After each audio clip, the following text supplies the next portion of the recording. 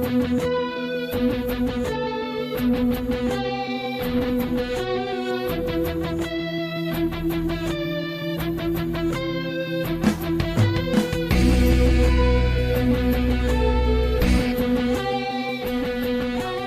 back to the Kyrpton Report.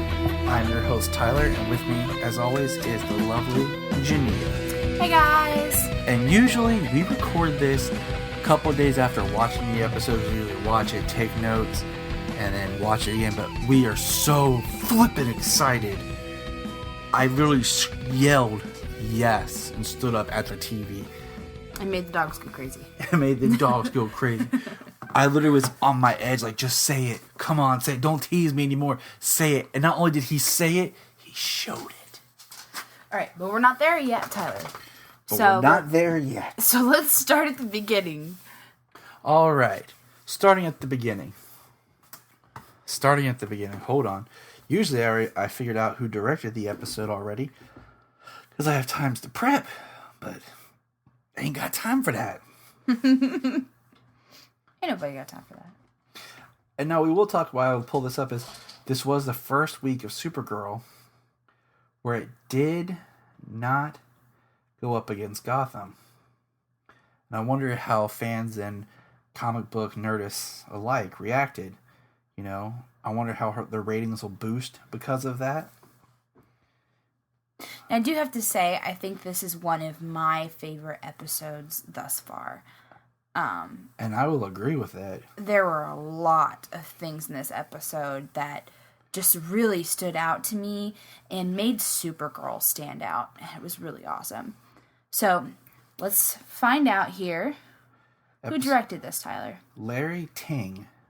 And let's see what else he's directed. Anything with directed a lot for CVS with Hawaii Five-0, Elementary, NCIS Los Angeles. He did direct an episode of Arrow. Sleepy Hollow. But I always like to check to see if they've ventured into superheroes before. Because we've had some directors on here who've done Smallville as well as, the current incarnation of what's going on. But the episode is called Human for a Day. And the episode starts where last time Kara was human, as she was bleeding. And they just flat out and said it, Jania, just like I thought. Jimmy Olsen said solar flare. He says that's what the big guy calls him, and that's what he likes to call his powers, because he's a nerd. It's so funny. And they talked about how it takes Superman 48 hours to recharge. And it's been longer than that for Kara. Now, my first thought was maybe because she hasn't lived on Earth as long as he has and been exposed to the sun as much. But they said, well, we'll get there when we get there. But basically, that wasn't the case. Now, meanwhile, while Kara has to play human for a day... And is sick. They're at the DEO are going to clean out the cage of Jim. Now, Jim... It's a character I'm not really familiar with. I had to look him up. But he is called the Son of Saturn. He's from Saturn. And he's a mind control. And I read his race...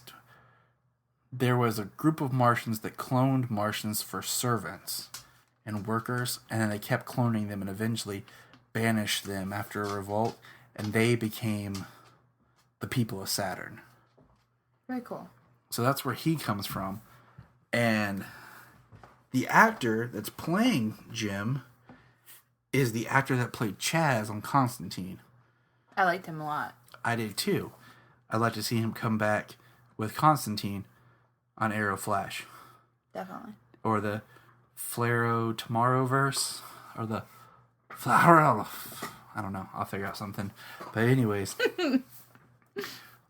And basically, he's a mind reader, telepath, control your mind. He breaks free because there's a giant earthquake. Right. Now, the earthquake just happens to happen while Supergirl has no powers. Yeah. And of course, she's helpless. And Catco loses power. They can't get online. And who's there to jump in to help everybody? When? The IT guy. Yep. Who gets Yay for win. Win for win. Who gets everything running. But who else was helping out people? who has an ideology about why we don't need Supergirl. Maxwell Lord. He just sneaks on in there like a Who snake. sounds like Lex Luthor. And my good friend Phil, you know Phil. Hey, Phil. He pointed out, I wonder if this was another test that Max somehow set up for the earthquake to happen, knowing that Supergirl, because he flat out says she doesn't have her powers right now if she gets them back. She used them all up. I studied Superman. Mm-hmm. And if he studied Superman and everything that he's saying, I would almost think he put this test up to show people they don't need Supergirl. Yeah, I could totally see that. And I'm sitting there like, dang, that's harsh. Very. So what happens next is, of course, with the power out, Jim breaks free. Kara is trying to help. And man, that scene where her, Jimmy, and Maxwell Lord run over to help a lady whose father's dying, and they can't help him. And Kara is trying so desperately to get her powers back, wishing she could help. And I mean, it's the hero's journey. You have to learn you can't save them all. So heartbreaking, though. Now, can we talk about my favorite scene, though, in the whole episode? Is it not the big one? Well, I guess it's my second favorite scene in the whole episode, then. Then we can talk about it. Okay. My second favorite scene in the whole episode is where she decides, you know what? I don't have my powers, but I can still make a difference. And she goes into that convenience store. Oh my gosh, Convenience yes. store, yeah. And there's the guy with the gun who's just freaking out. And what does she do? She talks him down. She talks him down. And it was so just impactful for me because it, you know, we've watched her do all of these acts of like brawn and, you know, she's doing everything, you know, via her strength and her powers and whatnot. And then here we go in this episode where she's stripped down and she has nothing that she can do other than talk. She has no strength. She has nothing to offer other than, you know, just being there for the people. And it was just so impactful for me because, you know, we're watching her shake. Or watching her. And not to mention, her arm is broken. Yeah. She got her arm broken and she's sick because she's experiencing all this stuff with her weakened condition. Mm-hmm. And her arm is shaking because she's holding it out. Because, you know, she can't show, hey, Supergirl's arm's broken. And you just, it's so believable. And I mean, this is like that. I always said, when it comes to heroes, like, it's always like, who's the real superhero? Batman or Superman. Right. And it depends on how you define it. Superhero means, you know, you have powers and abilities above and beyond. It's Superman, you know, not taking out his moral compass and all that. But, you know, if there's a train running down the tracks, Superman doesn't fear jumping in front of it because he knows he's going to be okay. Right. But if Batman jumps in front of her or something like that, he doesn't know if he's going to be okay. Because he's human. So is he more of the superhero because he's doing things above and beyond, knowing that he's limited and can die? Right. And in this case, Kara is stepping out and doing something where she could die. She's got a gun staring her right in the face, and yet she stands up and she says, you know, you can be better than this. And that was just, oh my gosh, it was just so great to me because you got to see a completely different side of her heroism. And Jimmy was there with his camera getting some pictures, which, you know, we haven't really seen Jimmy with his camera at all because he's been just the head of, you know, the photography and department, everything at Catco. But we'll jump back in the DEO. It's been locked down. And Alex is still unsure how to trust Henshaw. Right. And I'm sitting there thinking, man, what's going to happen? Jim's out. Henshaw takes the team. The team gets taken down. Henshaw shows back up. Alex is like, what happened? He tells her a story. She's talking to this other agent, and then she decides she's going to go out there. She's going out there because she thinks that, you know, this parallels the story that Henshaw had told before. where the details don't quite add up. Just like her father's disappearance. So she goes out there, and man, what happens is crazy.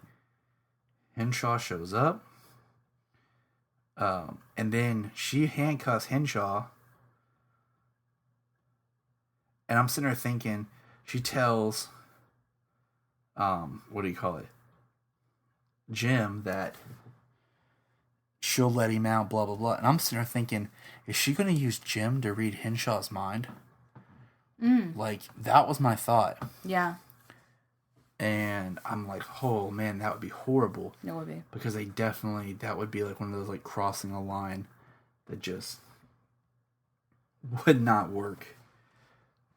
And I was freaking out. But then she decides with that she's going to take him down, Jim, herself. Mm-hmm. And I'm sitting there like, what's going to happen? So she busts out. Alex is shooting Jim. Jim's taking it. Then Henshaw shows up and just starts beating the crap out of Jim. Hand to hand. And he goes down. And I'm like, okay, something's going on. That is when you think something's going no, on? Not the red eyes or anything like that? Look, I already knew something was up with the red eyes. Okay? But I'm just sitting there like, all right, what happened? Yeah, definitely. And then, back to Supergirl. So I guess a gas leak happens upstairs. And when answers the phone, basically tells people, he's like, help is on the way. Yeah, help is on the way. He's like, I just lied to an entire floor of people. So, oh wait, we missed the one part. Before that, Kara's getting a motivational speech from Jimmy. And she's hugging Jimmy as Wynn walks in. Oh, He gets a little jealous, and he figures out that basically Kara's Kryptonian cells system needs like a jump start, something like adrenaline, to power back up, which I thought was kind of lame. But I liked my idea better, but whatever. And, they're going off to save people now. And before that, we missed Wynn got a motivational speech from Kat, and he called her. What did she call him? She called him 2 different names. I mean, she called him a hero at one point. Yeah, but she called Wynn not his name. What? Or I can't remember. This is what happens when we do it right after we watch it. No time for notes. But he gets it working. Kat gives an awesome motivational speech about the spirit of Supergirl and the spirit of helping each other and being human. And I wonder if that was the real Kat. And then afterwards, she's acting as if she was acting when she said it, but that was really her. Yep. So, interesting. So back to where we were. They're going up to the floor above them. Wynn and Jimmy, because Kara's arm's still broken. She's trying to help. And they get the people, but then Jimmy falls down the elevator shaft. And wouldn't you know it, that's just what Kara needed to jumpstart her system. Of course. But I will have to admit, I did kind of laugh because this is the first time in the series they've done this. Where did her suit come from? Yeah. Like, I was like, now, I'm not a woman, okay? I don't wear skirts. Mm-hmm. Thank God. But I could foresee having a skirt underneath pants at work, especially the kind of wardrobe that she wears with a cape. Be a little difficult. Not practical. And it's a suit. It's not Kryptonian armor like in the comics. I mean, at least Flash, we see him run and grab his suit. Arrow has to suit up. Yeah. Jim wears a tie. I mean, but she is Supergirl, and... But she jumped down in her regular clothes. I'm just kind of like, she could have saved him in her regular clothes, then got her suit. Yeah. I agree. So that, come on. We're past that magical suit out of nowhere thing. This ain't like in the movie where she jumps behind a bush and gets dark hair in a schoolgirl outfit. Yeah. But then, boom, Supergirl's off to save the day. Helping people, stopping the bus of children going off a cliff. Classic. And then, meanwhile, Supergirl's helping people. Alex has a scene, but we'll get back to that. The episode ends where Supergirl is talking to Kat about she looks up to Kat, and then she flies off to get hit by something and fall down, and boom, there's her aunt with her little Kryptonian thugs, and it goes off. And I was like, cool, because Phil's sitting there tweeting me like, whatever happened to her aunt? She's there somewhere, and then she comes back. Cool, though. Cool. Now, the moment we've all been waiting for. Henshaw's sitting there. Got goosebumps just talking about this. And Alex walks in and starts talking to him. And he says, I'm not that Hank Henshaw. And he tells her that Hank Henshaw was pursuing an alien that was more of a refugee here. It was a peaceful alien. And that Henshaw captured it. And that Jeremiah Danvers gave his life to save that alien. And that alien promised that he would look after his family. And she's like, well, then who are you? And he says, I'm from my planet, the last survivor of Mars. And his eyes light up, and he's like, his skin changes, and he's like, my real name is John Jones, the Martian Manhunter. Holy cow, am I excited. I jumped up. I was like, yes. The dogs went crazy. I got goosebumps just thinking about it. I love this. I know it's been predicted, but I love that Henshaw, because that opens up that maybe the real Henshaw survived this. I say somehow, like I kind of picture him burning up like Anakin Skywalker, and then they put cybernetics on him, you know? Mm-hmm. Some sort of cyborg thing that's going to come back. So he does come back as Cyber Superman. Yeah. Yeah. But man, that he's Martian Manhunter, and the fact that he made Alex swear not to tell Kara was awesome. Mm-hmm. But just, he looks great. Great as Martian Manhunter, and that just opens up just the story. It opens up potential. Just so much can happen. I really like his look. We got a picture right here. Yeah. I really, really like his look. It's very reminiscent to me of the animated series that I love so much, Young Justice, you know. Yes. And I absolutely love that. I mean, I've seen other Martian Manhunters, and I mean, they don't look bad. All right, well, here we go. The first live-action Martian Manhunter happened in the Justice League TV series. It was around 96, 97. That never got picked up for a pilot. Played by David Ogden Sears. Better known as Winchester on MASH. And the voice of Cogsworth and Radcliffe in Disney. Yep. Nothing like having a belly there, John. But the makeup is actually quite good. Yeah. The next live incarnation we get, which he got one quick shot in like Green Martian, was Phil Morris on Smallville. Yeah. And I liked him on Smallville. It's alright. I like how the signature red X was his gun belts and his design. You know, we saw the red eyes. I'm not sure how I feel about the guns, to be honest, but... Well, he's a cop. Like, well, yeah. Straight up, he was a detective in this. But man, that... where he shapeshifts and reveals himself right there is amazing. I love the suit. I really, really enjoy that suit a lot.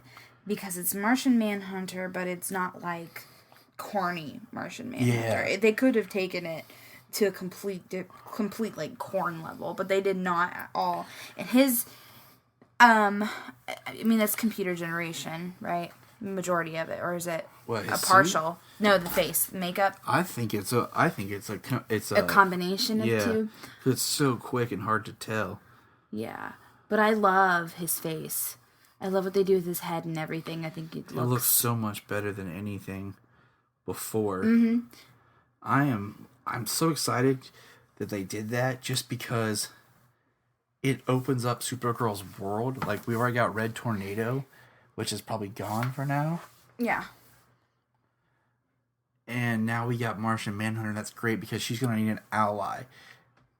And with her aunt and just these Fort Ross, like having him, that explains so much more of just like the time Phil and I were talking about how he dismantled that bomb, and he said it was a dud, but it was really a live active bomb without the bomb squad. We now know he's Martian Manhunter. Yep. It's so cool. I'm excited. It explains a lot What's of stuff. crazy is this episode felt like the way it ended, like this would be your mid-season finale. Mm-hmm. The reveal of Martian Manhunter, Kara getting taken down by her aunt. I don't know. But what are your thoughts, faithful listeners? Any final thoughts, Ju? Like I said, one of my favorite episodes, by far, honestly. This is an episode that's going to catapult us into, better episodes to come and a better, thicker storyline, and something that we can all follow and enjoy together. So, I can't wait for it. I agree. Oh, it's getting late. Makes me excited for a lot of future episodes. Yes, and I'm glad this is the episode that went when Gotham was around to get more people to watch Supergirl. Keep watching, guys. All right, see you next time.